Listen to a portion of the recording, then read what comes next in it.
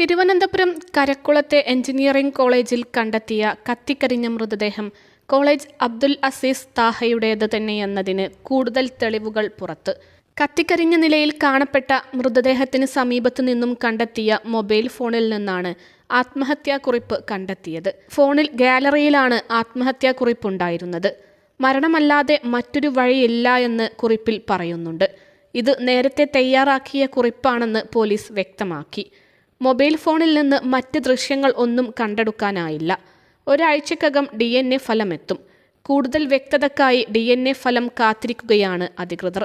കോളേജിന്റെ പണി തീരാത്ത ഹാളിനുള്ളിലാണ് ചൊവ്വാഴ്ച രാവിലെ പൂർണ്ണമായി കത്തിയ നിലയിൽ മൃതദേഹം കണ്ടത്. സമീപം താഹയുടെ ഫോണും ഷൂസും ഹാളിന് മുന്നിൽ കാറും കണ്ടെത്തിയിരുന്നു. മൃതദേഹം കണ്ടെത്തിയ സ്ഥലത്ത് കസേരയിൽ ചാരിവച്ച നിലയിലായിരുന്നു മൊബൈൽ ഫോൺ. മരണം ഫോണിൽ ചിത്രീകരിച്ചതായി സംശയിച്ചിരുന്നെങ്കിലും ദൃശ്യങ്ങളൊന്നും കണ്ടെത്തിയിട്ടില്ലെന്നാണ് പോലീസ് പറയുന്നത്. ഫോറൻസിക് പരിശോധനയ്ക്കായി ഫോൺ കൈമാറും.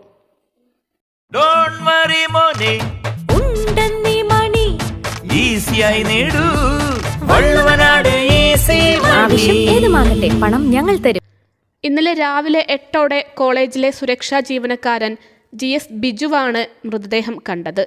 കെട്ടിടത്തിന് താഴത്തെ നിലയിൽ നിന്ന് പുക ഉയരുന്നത് കണ്ട് സംശയം തോന്നി തിരച്ചിലിലാണ് മൃതദേഹം കത്തിക്കരിഞ്ഞ നിലയിൽ കണ്ടെത്തിയത്. നെടുമങ്ങാട് പോലീസും ഫോറൻസിക് വിഭാഗവും പരിശോധന നടത്തി. DNA പരിശോധനയിലൂടെ മാത്രമേ മൃതദേഹം തിരിച്ചറിയാനാകൂവെന്ന് നെടുമങ്ങാട് SHO രാജേഷ് കുമാർ പറഞ്ഞു. ഏറെക്കാലം വിദേശത്തായിരുന്ന മുഹമ്മദ് അബ്ദുൽ അസീസ് താഹ നാട്ടിൽ എത്തിയ ശേഷം 2000-ലാണ് കോളേജ് ആരംഭിച്ചത്. നല്ല നിലയിൽ പ്രവർത്തിച്ചു വരുന്നതിനിടയിൽ അംഗീകാരം ലഭിക്കുമെന്ന പ്രതീക്ഷയിൽ ഒരു അധിക ബാച്ചിന് അഡ്മിഷൻ നൽകിയത് വർഷങ്ങൾക്ക് മുൻപ് കോളേജിന്റെ അഫിലിയേഷൻ റദ്ദാക്കാനിടയായിരുന്നു. കുറച്ചുകാലം അടച്ചിട്ട ശേഷം അടുത്തിടെയാണ് കോളേജ് പ്രവർത്തനം ആരംഭിച്ചത്. സാമ്പത്തിക പ്രശ്നങ്ങൾ താഹയെ അലട്ടിയിരുന്നതായി പറയുന്നു. വസ്തുവകകൾ ക്രയവിക്രയം നടത്താൻ സാധിക്കാത്ത തരത്തിൽ ആദായ നികുതി വകുപ്പ് അറ്റാച്ച് ചെയ്തിരുന്നത്ര. ഇതുകാരണം വസ്തുവകകൾ വിറ്റ് കടം തീർക്കാൻ സാധിക്കാത്ത അവസ്ഥയിലാണെന്ന് താഹ പറഞ്ഞതായി അദ്ദേഹവുമായി ബന്ധമുള്ളവർ പറയുന്നു. കൊല്ലം സ്വദേശിയായ താഹ തിരുവനന്തപുരത്താണ് താമസം. ചില ദിവസങ്ങളിൽ കോളേജ് വളപ്പിൽ തന്നെയുള്ള മുറിയിലാണ് മുഹമ്മദ് അബ്ദുൽ അസീസ് താഹ താമസിച്ചിരുന്നതെന്ന് കോളേജ് ജീവനക്കാർ പറഞ്ഞു. ജില്ലയിലെ ശ്രദ്ധേയമായ എഞ്ചിനീയറിംഗ് കോളേജായ PA അസീസ് വളരുന്നതിനിടെ പലവിധ പ്രതിസന്ധികൾ അദ്ദേഹം നേരിട്ടിരുന്നു. നെടുമങ്ങാട് മുല്ലശ്ശേരി വേങ്കോട് റോഡിൽ 50 ഏക്കറിലാണ് PA അസീസ് കോളേജ് സ്ഥിതി ചെയ്യുന്നത്. മികച്ച കോഴ്സുകളുമായി വിദ്യാർത്ഥികളെ ആകർഷിക്കാൻ സ്ഥാപനത്തിന് കഴിഞ്ഞു.